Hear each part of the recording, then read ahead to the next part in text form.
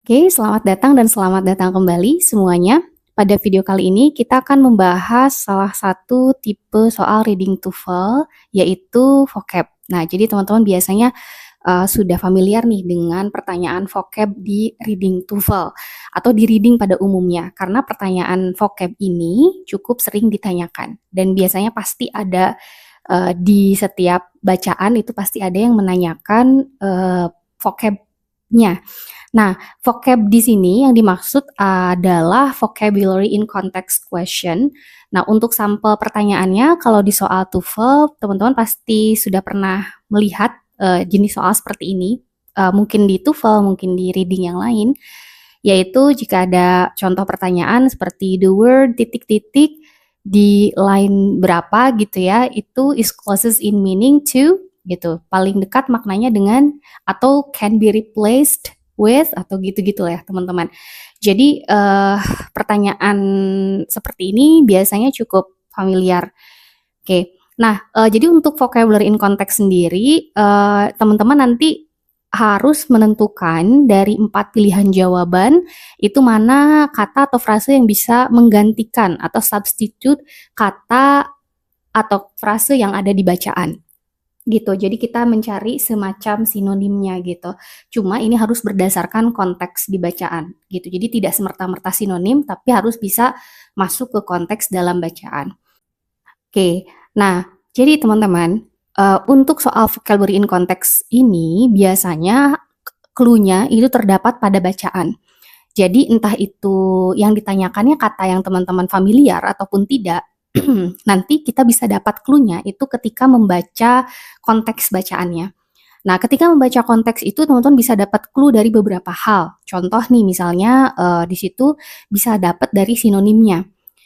Misalkan ada kalimat begini dalam bacaan, the first state to institute compulsory education was Massachusetts, which made it mandatory for students to attend school 12 weeks a year. Nah, jadi di sini yang ditanyakan misalnya kata compulsory, terus kita nggak tahu nih compulsory itu apa. Nah, tapi dari dalam bacaan, dari kalimat tadi, dari kalimat yang kita baca, kan kalau diartikan negara bagian pertama yang memberlakukan compulsory education adalah Massachusetts yang membuatnya mandatory, wajib bagi para siswa untuk menghadiri sekolah atau untuk sekolah 12 minggu per tahun. Nah, jadi di situ compulsory-nya kita nggak tahu nih, tapi karena di situ diterangkan bahwa si compulsory education itu adalah yang membuat anak-anak itu mandatory atau wajib untuk hadir ke sekolah 12 minggu per tahun. Jadi di situ ada kata mandatory yang bisa teman-teman jadikan clue bahwa sinonim meskipun compulsory-nya kita nggak tahu, tapi karena kita tahu mandatory misalnya artinya wajib, berarti cari nanti di pilihan jawaban yang artinya mendekati hal tersebut gitu. Jadi yang ada hubungannya sama wajib, misalnya kayak obligatory misalnya. Carilah yang artinya itu wajib. Jadi contohnya seperti itu. Jadi dapat clue dari dalam bacaannya itu sendiri. Oke, atau kadang-kadang di bacaannya itu clue-nya berupa examples. Oke, kalau berupa examples misalkan contohnya ya di dalam bacaan misalkan yang ditanyakan kata mulch. Nah, kalimatnya many gardeners use some kind of mulch such as chopped leaves, peat moss, grass clippings, pine needles, and wood chips in order to stop the growth of weeds and to hold in moisture.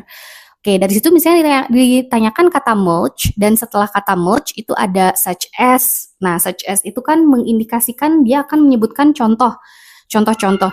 Kalau kita nggak tahu kata mulch itu artinya apa, mungkin kita bisa dapat clue-nya dari contoh-contohnya karena dia menyebutkan chopped leaves.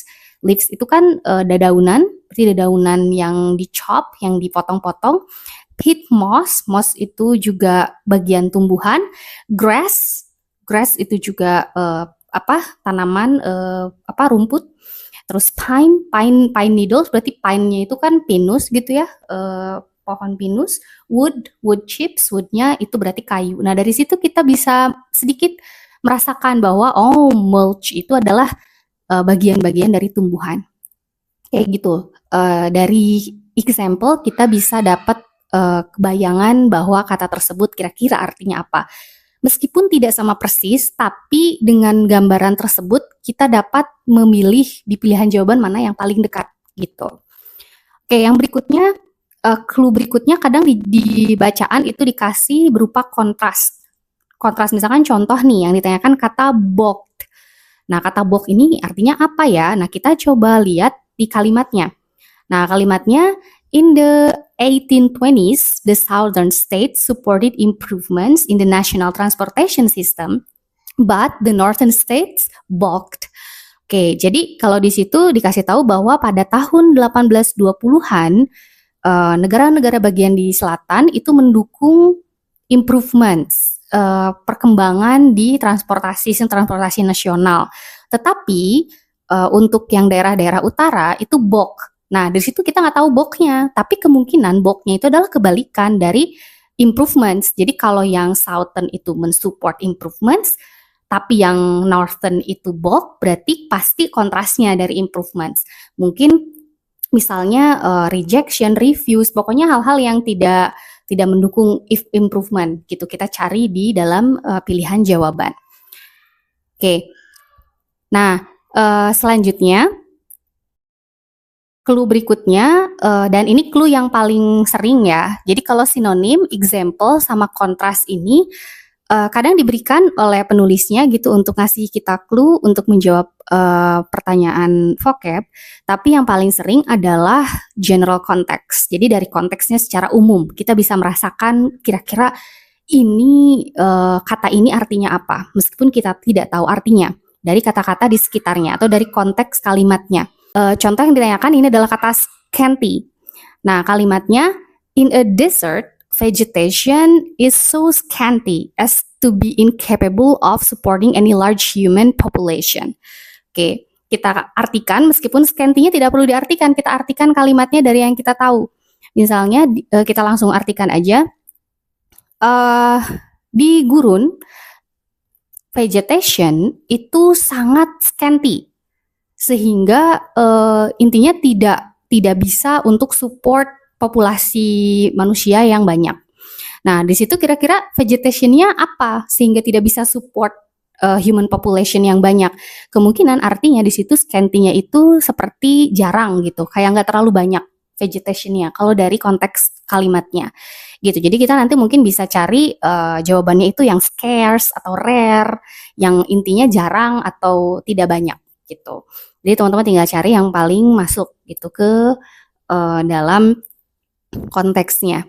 Nah, jadi itu clue-clue yang kadang diberikan oleh pembuat soal atau penulis ke dalam bacaan. Jadi untuk di mana ada pertanyaan tentang vocab di kalimat tersebut, tapi kita dapat clue dari setelah membaca kalimatnya, entah itu berupa sinonim, entah itu berupa contoh, entah itu berupa kontras, entah itu berupa konteks secara umum. Nah, terus bagaimana nih cara untuk menjawabnya? Nah, tadi kan sudah dapat nih clue-nya sedikit gitu ya, dikasih tahu kadang sama penulisnya. Nah, tapi untuk menjawab pertanyaannya sendiri, itu teman-teman yang pertama dilakukan adalah seperti biasa, teman-teman harus tahu dulu pertanyaannya itu menanyakan kata apa, berarti kita lihat di pertanyaannya. Look at the word being asked about and the 4 answer choices. Jadi lihat pertanyaan yang ditanyakan dan juga 4 pilihan jawabannya. Nah, teman-teman kadang-kadang dari lihat pertanyaannya aja kita ada yang udah ada feeling gini. Ini kayaknya sinonimnya kata yang B deh, sinonimnya kata yang C. Tapi jangan dulu langsung dijawab karena kita tetap harus lihat ke konteks bacaan. Yang kedua, setelah lihat pertanyaan dan pilihan jawaban, lalu kita read the sentence in which the word appears. Kita baca kalimat yang ada kata tersebut di dalam bacaan. Nah, disinilah teman-teman menggunakan skill yang tadi gitu, yang kita mencari clue. Jadi pas kita baca kalimatnya yang ada di dalam bacaan, kita gunakan clue yang ada di kalimat tersebut. Entah itu ada sinonimnya, entah itu ada contoh, entah itu ada kontras, atau memang kita menggunakan konteks secara umum gitu. Nah, setelah itu, if you are not sure which answer is correct, jika teman-teman tidak yakin jawaban mana yang benar, read the sentence with each of the 4 answer choices in place. Teman-teman masukkan 4 pilihan jawaban itu ke dalam bacaan satu persatu. Jadi mana yang kira-kira masuk? Does one seem more logical? Apakah salah satu terasa lebih logis given the context of the sentence, jika dilihat dari konteks di dalam kalimat? Jadi kalau misalnya ada salah satu yang ngerasa lebih logical daripada yang 3 lainnya, berarti kemungkinan itu jawabannya.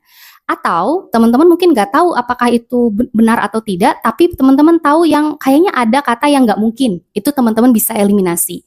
Jadi kalau teman-teman merasa setelah kita masukkan nih satu persatu, yang ini kayaknya nggak mungkin deh, ini kayaknya nggak mungkin, nah itu eliminasi. Jadi teman-teman tinggal tersisa mungkin beberapa pilihan jawaban lagi. Nah, kalau setelah itu teman-teman not sure, masih nggak yakin, make the best guess you can and go on. Ketika teman-teman udah pasrah, ini katanya nggak bisa, setelah dibaca konteksnya juga nggak tahu, teman-teman udah langsung guess aja, langsung pilih aja sesuai feeling, langsung lanjut ke nomor berikutnya. Kenapa? Karena nanti teman-teman akan terlalu banyak menghabiskan waktu di satu soal. Nanti kemungkinan ada soal lain yang lebih mudah, teman-teman jadi nggak punya waktu untuk menjawabnya. Gitu. Jadi setelah melakukan yang terbaik untuk menjawabnya, tapi tetap tidak dapat jawabannya, ya sudah teman-teman langsung go on ke yang berikutnya gitu. Jadi ditebak aja gitu. Jadi jangan terlalu lama di satu soal ya teman-teman. Oke, nah catatannya yaitu kata-kata dalam bahasa Inggris itu biasanya terdapat multiple meanings gitu. Jadi punya lebih dari satu arti. Contoh misalnya kata book, yang paling sederhana aja ya, kata buku atau book dalam bahasa Inggris book. Itu artinya tergantung konteks, bisa artinya buku, bisa juga artinya memesan, kayak booking. Book itu kan memesan juga bisa. Atau contohnya kayak store tulisannya. Store itu artinya bisa toko, tapi juga bisa diartikan menyimpan. Gitu. Jadi hati-hati, jadi satu kata dalam bahasa Inggris itu biasanya punya lebih dari satu makna. Oleh karena itu, kenapa ketika melihat pilihan jawaban dan merasa ini sinonimnya, itu belum tentu. Teman-teman tetap harus kembali ke konteks untuk memastikan bahwa itu sudah betul atau tidak. Karena takutnya itu bukan konteks yang tepat untuk kata tersebut. Oke, jadi itu yang note-nya teman-teman. Selalu gunakan konteks untuk memastikan jawabannya. Oke, nah setelah kita tahu bagaimana cara menjawabnya, kita lihat langsung ke contoh pertanyaan. Oke, nah di sini ada 3 pertanyaan untuk satu passage yang menanyakan vocabulary in context, 3-tiganya. Kita coba jawab satu persatu. Untuk yang nomor 1 yang ditanyakan kata categorize. Oke, kata categorize, kalau kita lihat sekilas di pilihan jawaban, di situ ada appreciate, ada comprehend, ada classify, sama ada visualize. Oke, kalau dilihat sekilas, sebelum kita baca ke pilihan ke passage, kemungkinan yang paling dekat itu yang classify. Kenapa? Karena categorize mengkategorikan hampir sama dengan classify, yaitu mengklasifikasikan. Nah, tapi kita nggak tahu kalau kita masukkan ke konteks. Jadi kita baca konteksnya. Kita langsung lihat kalimat yang ada categorize-nya di dalam bacaan. Oke, di situ tulisannya no other major group of animals is so easy to categorize.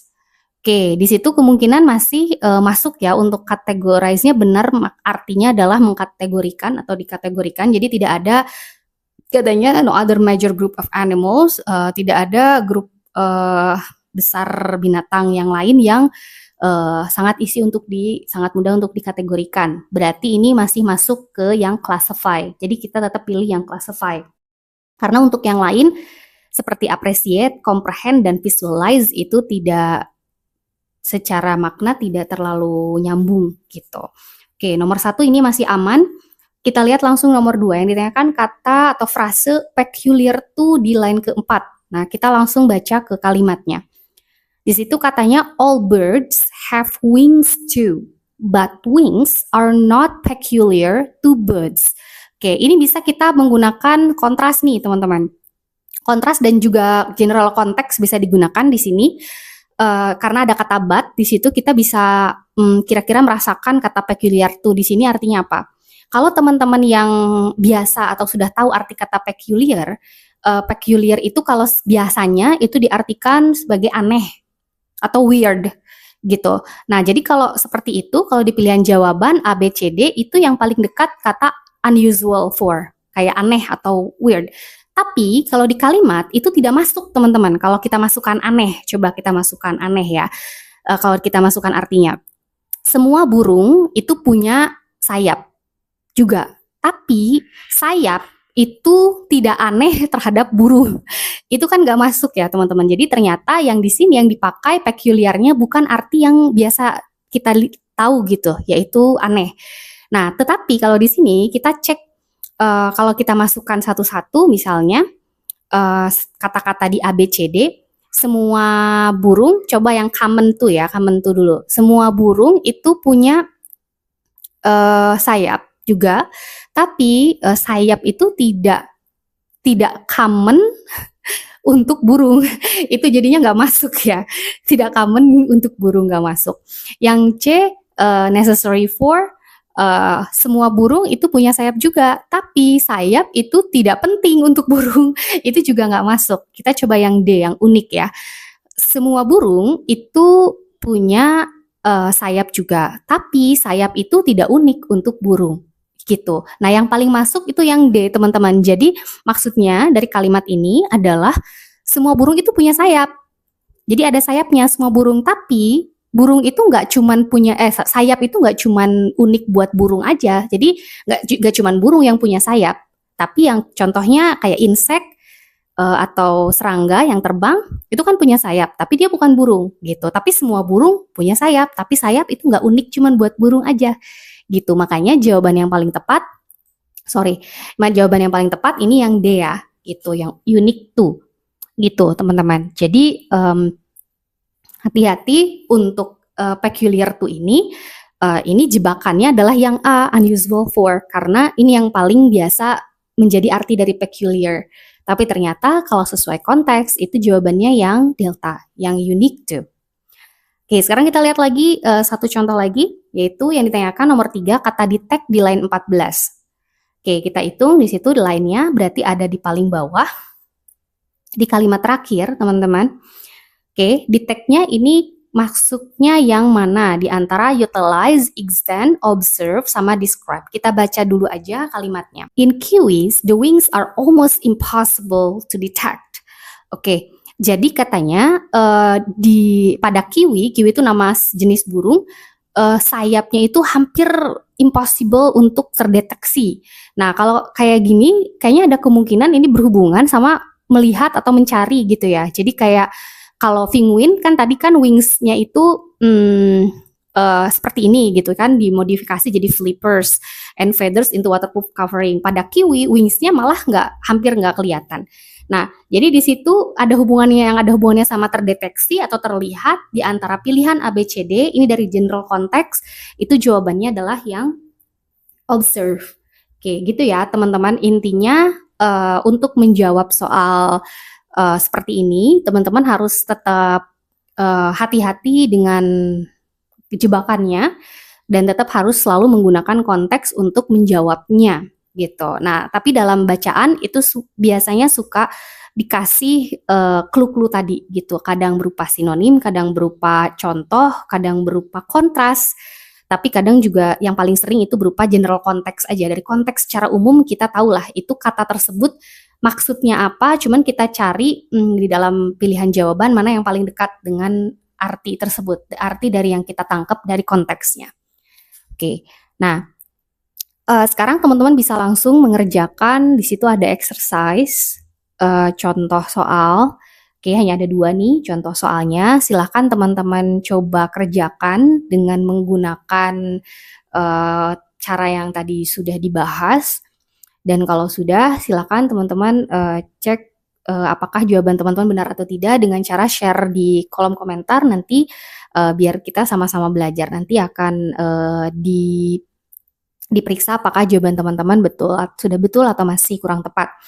Oke, nah itu teman-teman mungkin untuk soal tipe vocabulary in context untuk reading TOEFL, cara menjawabnya.